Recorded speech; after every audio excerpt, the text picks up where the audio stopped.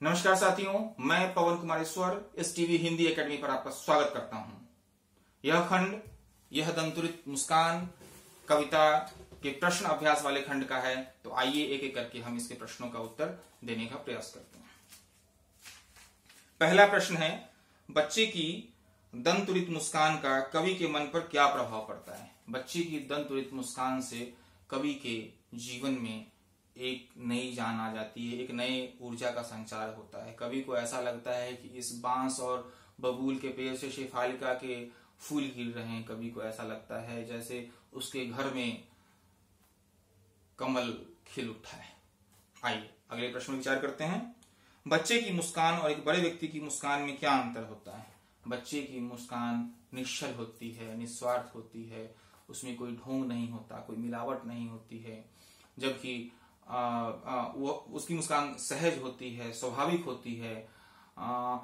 उसके मुस्कुराने, बच्चे की मुस्कुराने का स्थान वो सोचकर नहीं मुस्कुराता, स्थान समय आदि देखकर नहीं मुस्कुराता।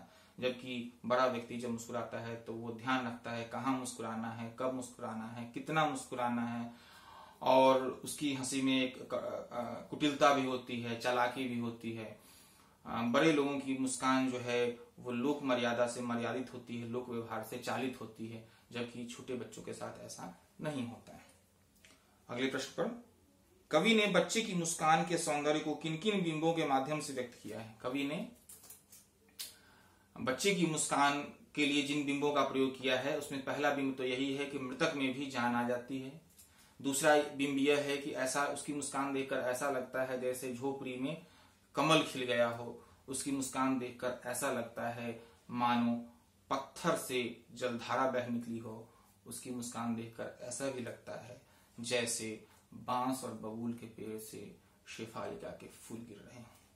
धन्यवाद। इसके बाद अगले प्रश्न पर आते हैं। जिसमें भाव स्पष्ट कीजिए कहा गया है। छोड़कर तालाब मेरी झोपड़ी में खिल रहे जलजात। इसका आशय यह है कि बच्चे की मुस्कान इतनी मोहक है, मनमोहक है, हृदय को छूने वाली है, हृदय को स्पर्श करने वाली है, मर्मस्पर्शी है कि कवि को ऐसा महसूस होता है, ऐसा लगता है कि ये तालाब में कमल नहीं खिले हुए हैं, बल्कि ये हमारी झोपड़ी में हमारी गरीबी और गर्दिश के दिन में भी एक खुशी का संचार हुआ है, एक नई ऊर्जा का संचार हुआ है। अगले प्रश्न पर आते हैं। छू गया तुमसे कि झड़ने लग पड़े शेफालिका के फूल, बांस था कि बबूल।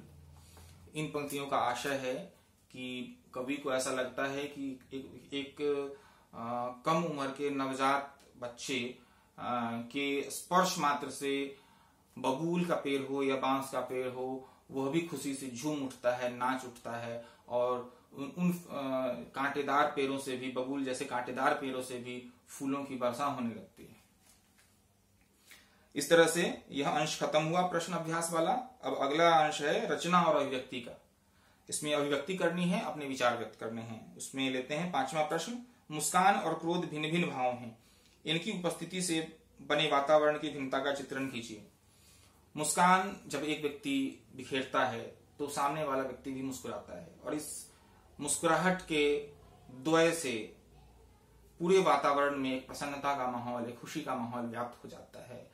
वहीं दूसरी तरफ अगर कोई व्यक्ति क्रोध करता है तो उसे सामने वाले व्यक्ति के चेहरे पे भी तनाव का भाव आता है, और उसी का प्रसार होते होते धीरे धीरे पूरे वातावरण में तनाव का भाव आ जाता है। चलिए अगले प्रश्न पर विचार करते हैं। दंतुरित मुस्कान से बच्चे की उम्र का अनुमान लगाइए और तर्क सहित उत्तर दीजिए। बच्चा इस कविता के हिसाब से बच्चे के छोटे छोटे दांत निकल आए हैं। यह वह उम्र होती है जब बच्चा कम से कम 8 से 9 महीने का हो जाता है। इसलिए इस कविता के हिसाब से बच्चे की जो आयु है वह 8 से 9 महीना ही है।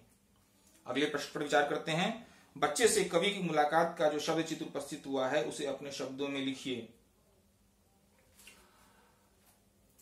कवि बहुत दिनों बाद घर पहुंचते हैं और बच्चे की मुस्कान देख करके उनके मन में कई तरह के बिंब पैदा होने लगते हैं। उन्हें लगता है कि जैसे मेरे निष्प्राण और नीरस जीवन में एक रस का संचार हुआ है, मेरे जीवन में एक नई ऊर्जा का संचार हुआ है। ऐसा उन्हें लगता है जैसे उनके घर में, उनकी झोपड़ी में एक कमल खिल उठा है। उन्हें ऐसा लगता है कि पाषाण हृदय पत्थर भी पहाड़ भी पिघल गया है, उससे एक जलधारा बह निकली है, और ये आसपास जो बांस और बबूल के पेड़ हैं उनसे ऐसा लगता है कि जैसे शेफालिका के फूल गिर रहे हों।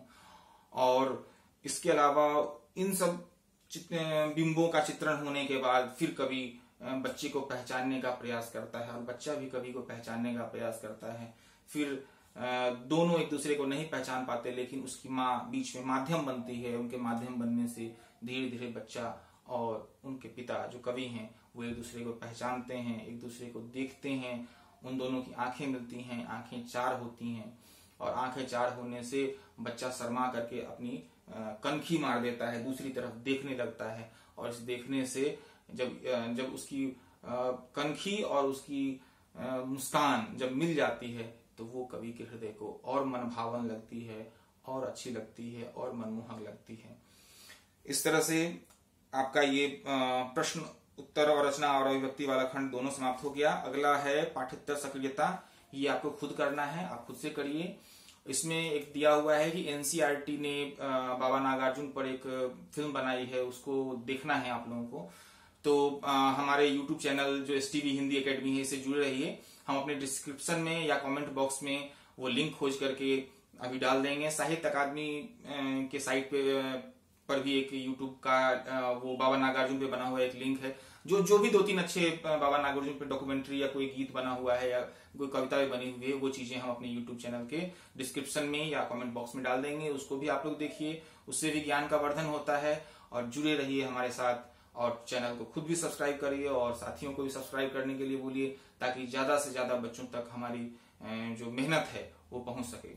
शुक्रिया, धन्यवाद, नमस्कार।